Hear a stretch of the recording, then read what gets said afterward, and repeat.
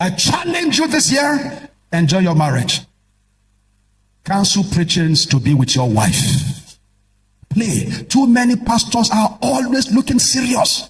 No smiling to their wife. He said, darling, how are you? He said, the Lord will soon come. What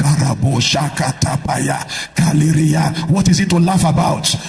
We said the world is dying. You say I should be laughing. To who? Are you still here? Don't preach when you're in offenses. Are you hearing me? One day I upset my wife. We really quarrel. I run a pragmatic home. I don't do buju. We quarrel. And I was going to preach in Lagos.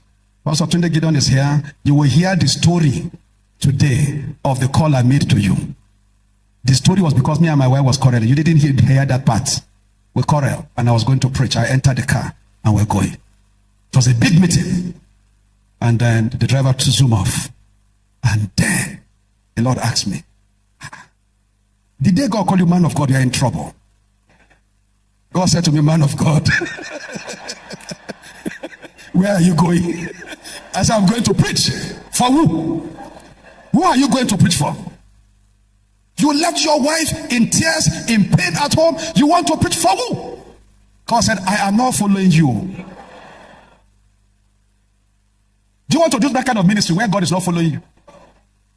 So I told the driver, we're almost at middle toll gate. So I told the driver, I said, turn, we're going back to Ibadan. He said, Kilo Shele. I said, Agbagben come. Agbagben come. We forgot something. The driver says, when I said, turn, we're going back to Ibadan. He said, what happened? I said, we forgot something. Didn't we forget anything? Didn't we forget the Bible said, follow peace with all men? So I called Pastor Gideon. Because he was to come and join me in that meeting. And I called and I said, Pastor Gideon, you'll go and preach for me in that meeting. So that's what happened you are hearing today. So he went to preach. And he preached. He's a powerful preacher any day. I would recommend Pastor Tunde Gideon anywhere. But he was preaching, enjoying himself. I was going to follow peace with my wife. Because a troublesome person will not make a good pastor. Wow, are you getting anything? So it's so important. And I looked and rose up and said unto the nobles and to the rulers and to the rest of the people, be not ye afraid of them. Remember the Lord, which is great and terrible, and do what? Fight for your brethren. Fight for your sons. Fight for your daughters. Fight for your wives. Fight for your houses. If your portion will not be spoiled, you must be a fighter. Fight to save your marriage. Because the world is teaching something completely different from biblical concept of marriage. We must get back to the one who started marriage and fight for our marriage. Our sons are becoming wild. Somebody is telling them what we didn't tell them. Somebody is wrongly informing them. And they are no longer looking like their father. I don't know, biological father. They are no longer looking like their mother. Even in values and in dresses, they are looking wild, untamed life. It says, fight for your sons, that I will not raise a child that will become a wild beast. Did you remember what Jacob said? When 10 of his children came home and they have slaughtered one of his animal and tore the many colors of Joseph's clothes and rub it in blood, and they show it to Jacob. I said, sir, look at this cloth. Does it not look like your beloved son that is always dreaming to be leader over us? And the Jacob broke down, and what he said frightened me. He said, some evil beasts have killed my son Joseph. How do you have 12 sons and 10 are beasts? Some evil beasts. Meanwhile, the people he described as beasts were his 10 sons. Have you heard of this story?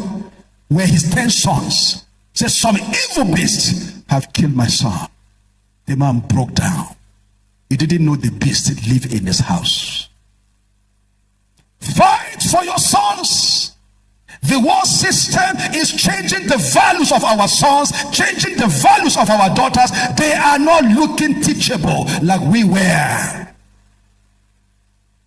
And they have a common language. Dad, it depends on how you look at it. Have you had that language before? That's your view. You were raised 1940. As if gray hair means you have lack intelligence. Because gray hair, the Bible describes it as wisdom. What season are you that has not played before in different version? All this one you are wearing shorts. Our mothers used to do the same shakara that time. That there's something with, and then now you are wearing wig. Wig has been before you were born. Our mothers used to wear one big afro wig like that. Who knows what I'm talking about? With one tall high heel shoe and one small skirt they tie around. Shakori. Are you still here? So there is nothing new under the sun, but somebody is telling your sons under your watch on the cable and is redesigning their value, redesigning their lifestyle, and you are wondering what is happening to this boy. Why is he thinking this way? And then for parents who want to prove that they are also civil, say, leave him. Excuse me, fight.